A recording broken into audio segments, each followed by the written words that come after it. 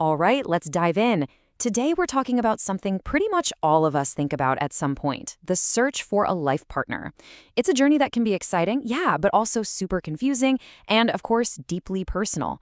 So, how do people even begin to navigate it? I mean, that's the million-dollar question, isn't it? How do you find the one? And here's the thing, there is no single right answer. There's no one-size-fits-all map for this journey. People come at this from completely different angles, using all sorts of unique tools and philosophies to guide them. So, here's our game plan for this explainer. We're going to look at three totally different roadmaps: the more spiritual manifestation method, the psychological self work strategy, and then a faith based framework. And stick around, because at the end, we're going to uncover the one universal key that's absolutely essential no matter which path you find yourself on. Okay, let's start with our first framework, the manifestation method. The whole idea here is that it's less about actively searching and more about attracting. It operates on this belief that your internal world, what you think, what you feel, your whole energy, is what directly shapes your external reality. The engine driving manifestation is something called the law of attraction. Now, it's super important to remember this is a spiritual belief, right? Not a proven scientific law. The core concept is pretty simple, though. Like attracts like. So if you focus your energy and your thoughts on love, on positivity, the belief is that you'll literally pull those same things into your life. So how do you actually do this? Well, it's generally seen as a five-step process. Step one, you have to get crystal clear on what you want.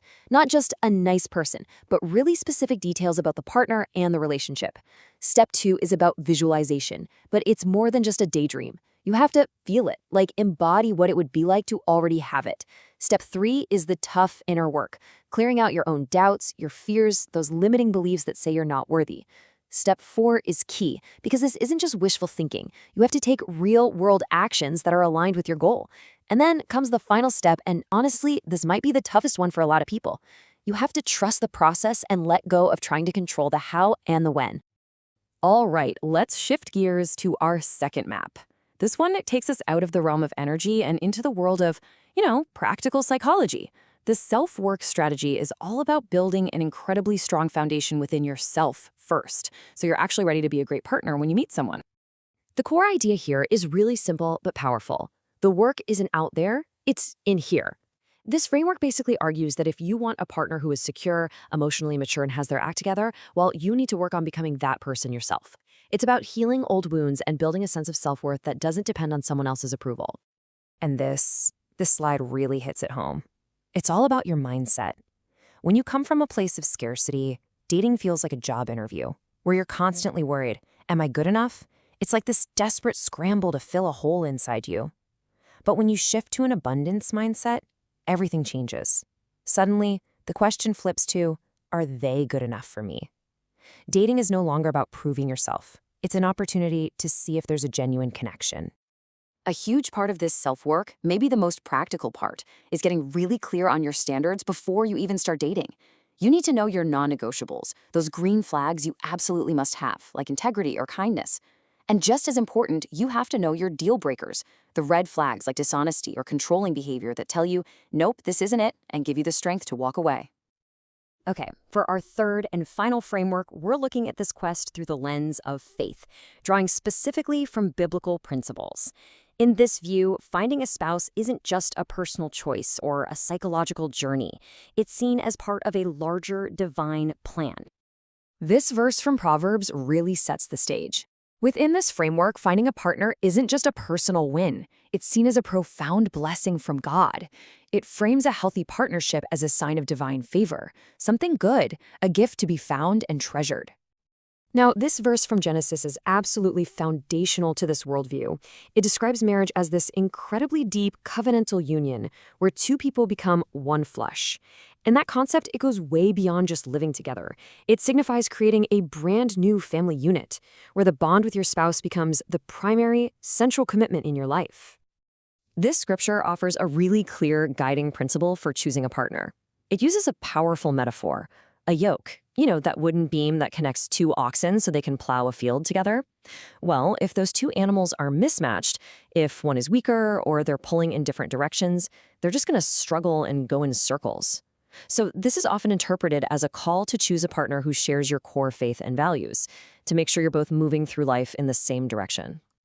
So we've just walked through 3 totally different maps: attracting through energy, becoming through self-work, and finding through faith. But what's fascinating is that while the roads to get there might be different, the actual skill you need to build a life with someone, well, that turns out to be surprisingly universal. Because when you really look at it, there's this amazing common thread, right? The manifestation method calls it clearing limiting beliefs. The self-work strategy calls it healing past wounds. And the faith-based framework talks about seeking wisdom and character. They all use different language, but at their heart, all 3 are saying the exact same thing. The journey to a healthy partnership has to start with yourself.